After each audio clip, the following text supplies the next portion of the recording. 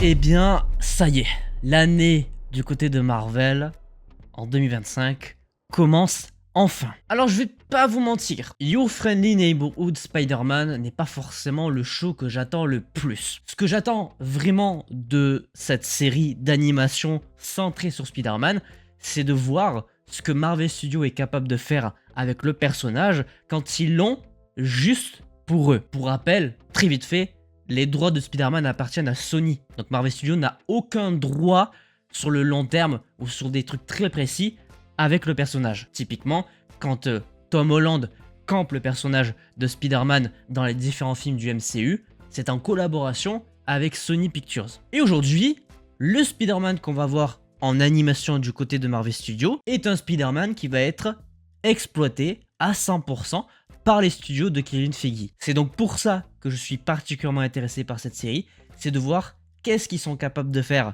de ce personnage quand ils ont les pleins pouvoirs dessus. Et imaginons que si ça plaise, un petit rachat du personnage pourrait être envisagé. Et je pense que la plupart des gens attendent que ce rachat se fasse un jour, pour être très honnête. Bref, dans tous les cas, bonjour à toutes et à tous, j'espère que vous allez bien. Bienvenue dans cette nouvelle vidéo, dans cette nouvelle série de vidéos réaction, review, analyse sur la première série Marvel Studios de cette année 2025, plus particulièrement sur l'animation, puisqu'aujourd'hui on se concentre sur la série Spider-Man Your Friendly Neighborhood Spider-Man. 2 épisodes sont sortis aujourd'hui, il y en aura 3 la semaine prochaine, 3 celle d'après, et 2 épisodes pour la dernière semaine. Et comme pour toutes les séries Marvel et toutes les autres séries de façon générale, je vous propose de réagir et d'en parler un petit peu derrière avec une review. Et aujourd'hui, on commence avec le premier épisode d'une durée de 27 minutes. Et c'est à peu près ce qui va se passer sur les 10 épisodes. On sera environ entre 27 et 30 minutes. Bref, sans perdre plus de temps, on y va, réaction à ce premier épisode.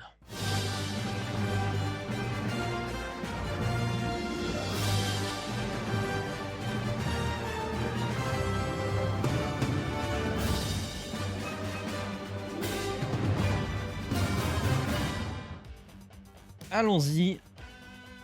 Découverte. Oh, un petit air rock sur l'intro, sympa. Alors je vous le dis direct, j'ai un peu de mal avec l'animation qui est proposée sur le show, mais on verra. J'attends de voir un peu l'histoire. On a des cases de BD, ça c'est plutôt cool. Parce que du coup on va voir les origines du personnage. On va le voir se faire piquer par l'araignée. le petit jouet Iron Man évidemment. A savoir qu'on est sur un Spider-Man différent de celui de Tom Holland dans le MCU.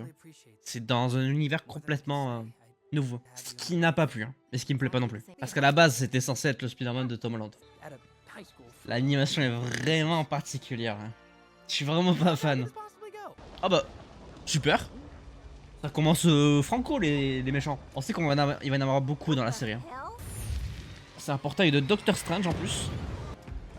Hey, salut toi. Comment tu t'appelles déjà? J'ai oublié son blaze à lui.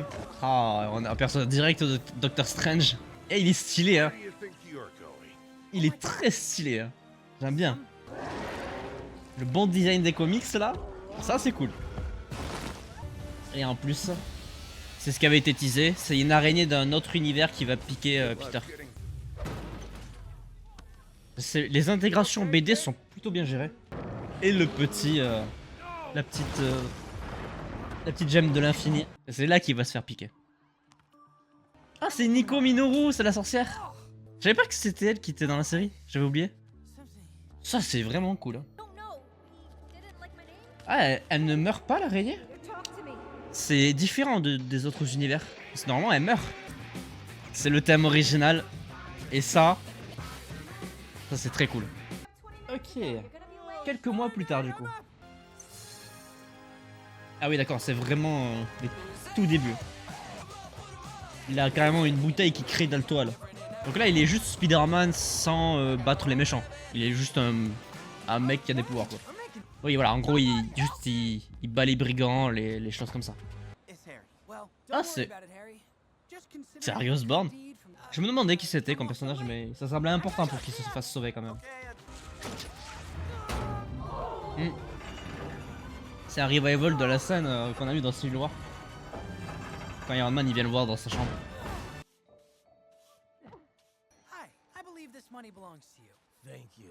I mean, it's ultimately up to you, but she Hmm. was just down on her luck.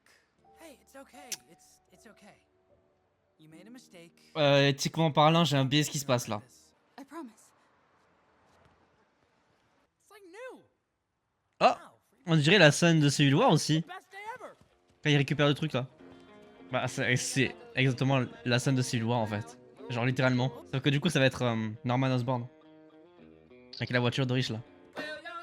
Ah, c'est vraiment la même musique, c'est incroyable. C'est la scène à l'identique qu'on avait vu passer. Oh, and there's this crazy car parked outside. Exactement la même phrase. Hello, Peter. It's nice to meet you. Norman Osborn. It's Norman Osborn. Sympa.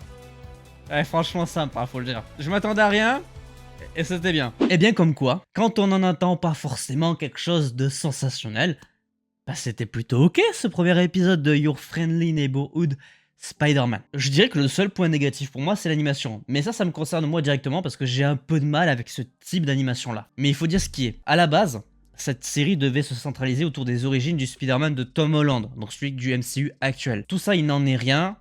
Je trouve quand même que c'est finalement une mauvaise idée d'avoir un Spider-Man différent d'un autre univers. Cela dit, la proposition ici, c'est qu'on va pouvoir se concentrer sur plein de méchants qu'on n'a pas vus du côté du MCU, les traiter un petit peu, que ce soit d'un point de vue secondaire ou pas, mais on aura au moins un large choix de personnages, parce qu'on n'aura pas la contrainte d'avoir le passif des différents personnages qu'a rencontré le Tom Holland, donc le Spider-Man du MCU. On va dire qu'il y a un mal pour un bien. Ce premier épisode de cette série était vraiment cool. J'ai passé un très bon moment.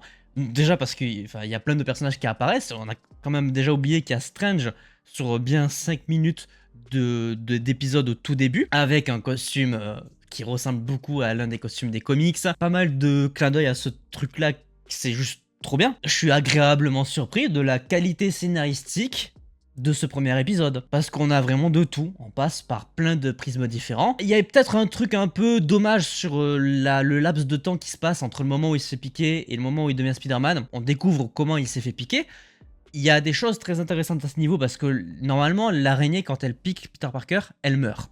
Dans tous les univers qu'on a vus, dans tous les films, c'est le cas. Là, c'est différent parce que l'araignée part sur un sac à dos d'un autre personnage qui, je pense, est gardé secret volontairement pour amener possiblement un autre personnage avec des pouvoirs, soit un méchant, soit un allié, peut-être Miles Morales, mais peut-être un personnage méchant. Mais du coup, l'araignée ne meurt pas parce que je pense qu'il y a quelque chose qui va se passer autour de ça. Et c'est l'originalité de ce show, c'est que l'araignée continue de vivre. Derrière, on a malheureusement un cut un peu trop violent, dans le sens où il est déjà Spider-Man, il a déjà fait quelques trucs pas forcément très importants comme je l'ai dit, parce qu'à mon avis il a juste arrêté des brigands par-ci par-là, il n'a pas eu de gros méchants, parce qu'ils vont commencer à apparaître maintenant qu'on sait qu'il est Spider-Man dans toute la ville. Mais j'avoue que le cut était un petit peu violent, on n'a pas vraiment eu les conséquences de la piqûre, découvrir les pouvoirs, etc. Alors oui, je sais que dans tous les univers, dans tous les films qu'on a eu, on sait déjà ce que c'est, on l'a vu, mais là c'est dommage, il aurait fallu aller au bout de l'idée, quitte à nous le remontrer une énième fois,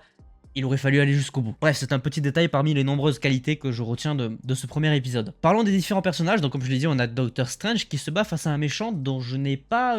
Alors, il me dit quelque chose, mais je sais pas du tout qui c'est dans les comics, là. D'un point de vue mémoire, j'arrive pas à me rappeler exactement de qui il s'agit, je sais même pas si c'est un méchant important.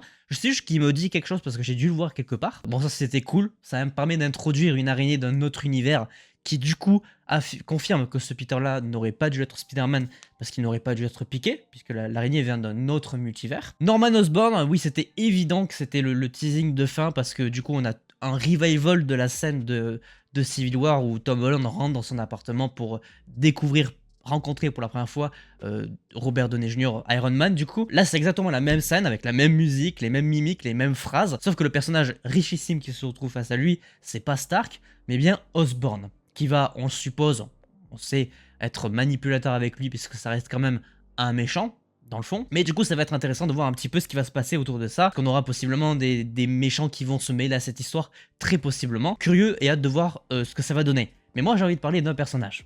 Moi j'ai envie de parler de Nico Minoru, qui est donc une sorcière dans l'univers de Marvel. C'est un personnage que j'ai pas forcément beaucoup lu, mais c'est un personnage que j'apprécie de par ce que j'ai pu voir d'elle auparavant. Beaucoup trop stylé déjà dans son flow. Je l'aime énormément. C'est un personnage qui est déjà apparu dans live action. Pour ceux qui ont tendance à l'oublier, elle apparaît dans la série Runaways. Donc c'est sa officiellement deuxième apparition du côté de Marvel. Elle n'a pas de pouvoir spécifique, même si ça reste une sorcière. Mais il y a surtout pas mal de techniques de combat. Il y a effectivement le bâton, le sceptre unique de son titre français si je ne me trompe pas, et il y a tout un lore évidemment autour de ce bâton, de l'histoire qu'il détient. Ça va être intéressant de voir un petit peu ce qui va se passer dans ce duo assez improbable, parce que c'est pas forcément deux personnages qui fonctionnent ensemble de base, mais j'avoue que pour le coup je suis plutôt content de voir ce personnage là apparaître, et que je suis assez curieux de voir un petit peu ce qu'ils vont faire autour d'elle. J'aurais pas forcément beaucoup plus de choses à dire, mais pour le coup je trouve que ce premier épisode est de bonne qualité. Je le trouve pas aussi incomplet que ce que j'ai pu lire en termes de critiques sans spoiler sur Twitter. Je trouve qu'il se suffit à lui-même pour nous présenter un petit peu ce nouveau Spider-Man là, parce que c'est officiellement un nouveau Spider-Man. Il tease un début intéressant, avec notamment l'apparition de Norman Osborn dans les toutes dernières secondes. Donc je suis très curieux, hâte de voir un petit peu ce qui va nous être proposé dans les 9 prochains épisodes. En tout cas, j'espère que cette réaction review au premier épisode vous aura plu. N'hésitez pas à laisser un petit pouce bleu si c'est le cas, à vous abonner, à activer la cloche pour ne pas manquer les prochaines vidéos. On se retrouve très vite pour la réaction review à l'épisode 2, puisqu'ils sont sortis en même temps. Donc je vais m'empresser de regarder cet épisode 2 pour pouvoir vous proposer la review le plus rapidement possible. Et sur ce, évidemment, en attendant, portez-vous bien. C'était votre Captain. À la prochaine.